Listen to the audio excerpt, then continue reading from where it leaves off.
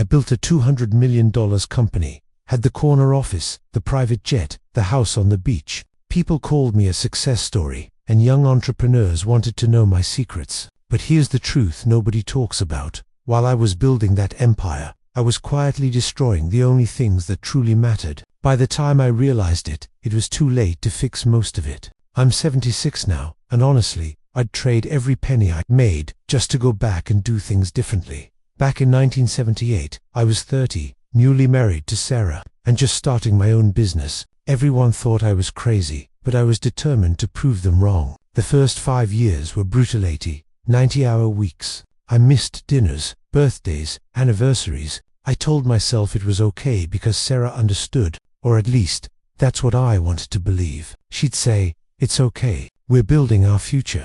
And I believed her. I believed that once we made it, everything would finally be better. That was the lie I carried for 2 decades. In 1983, our daughter Emma was born. I was in a board meeting when Sarah went into labor. I eventually made it to the hospital, but I missed her birth. I told myself I'd be there for all the important moments, but I wasn't. I missed her first steps, her first day of school, soccer games, even graduation. One memory haunts me. Emma, about 7 years old, came into my office with a drawing of our family. I was on a conference call and held up one finger, promising just a minute. She stood there for 30 seconds, then walked away. Years later, I found that drawing. At the bottom, in her small handwriting, she had written, "I love you, Daddy, even though you're always busy." She was 7, and I'd already missed so much. By 1995. The company had grown to $50 million. We moved into a mansion and took our first real vacation in 12 years. I thought everything was finally worth it, but something had shifted. Sarah had built a life without me, friends. Charity work, her own world. Emma barely spoke to me. I'd become a stranger in my own home. I told myself it was just a phase, that once Emma went to college, we'd reconnect. But the magic I waited for never came. In 2001, Emma went to Stanford. I was proud, but when we dropped her off, she hugged Sarah for 5 minutes. She hugged me for 5 seconds. Mechanical, obligatory. That same year, Sarah asked for a divorce. 23 years of marriage, and she was done waiting. She'd been alone in our marriage for 2 decades, and I had no argument. She was right, I had been married to my company, not her. After the divorce, I threw myself into work even harder. The company grew to $200 million.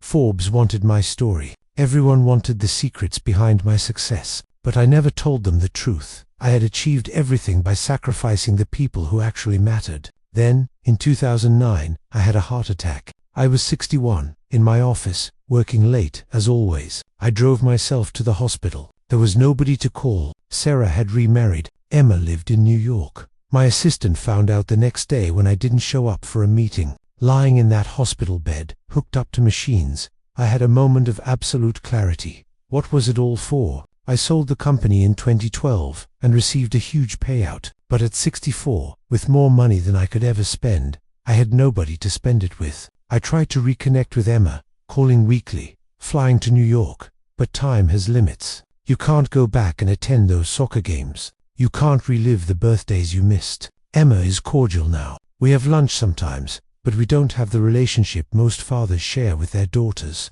And that's on me. Her wedding 3 years ago brought it home. I walked her down the aisle, and I did my part. But when she gave her speech, she spoke about her mum, how Sarah had been there for everything, teaching her to be strong and a good person. She thanked me for showing up. That was it. Just showing up. Not because I was present in her life, but because I existed in the room. That night, alone in my hotel room, I cried for the first time in decades. I had missed it, all the moments that actually mattered. Here's what took me 60 years to learn. Success means nothing if you're alone. Money is meaningless without someone to share it with. Achievements are empty if the people you love don't care. I see young men making the same mistakes today, working 70, 80-hour weeks, missing dinners, prioritizing work over their families. They say, just a few more years, but the finish line keeps moving. Meanwhile, your kids grow up, your marriage fades, and one day, you wake up with a bank account full of money and a heart full of regrets.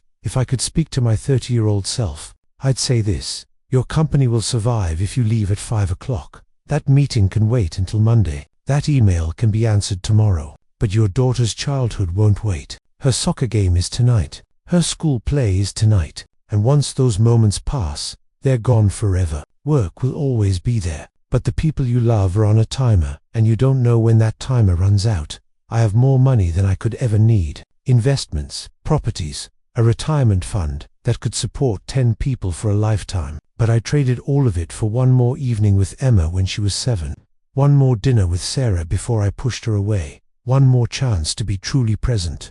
Nobody at my company remembers me anymore. The deals I worked so hard on, forgotten. Achievements I thought mattered, footnotes in old journals. But Emma remembers every missed birthday, every broken promise, every time I chose work over her. Those memories are permanent. Now, at 76, I live alone in a condo by the beach. I read, travel, volunteer, but mostly I think about what could have been. Success isn't measured in dollars, deals, or square footage. It's measured in relationships, presence, and love. If you're working late tonight, stop, close your laptop, go home, have dinner with your kids, watch a show with your spouse, be present. 20 years from now, you won't remember that report, but you'll remember whether you were there for the moments that mattered. And if you think, I'm different, my situation is different, you're not. We all make the same mistake, thinking we have more time than we do. I learned this lesson 40 years too late. Don't wait. Choose your family.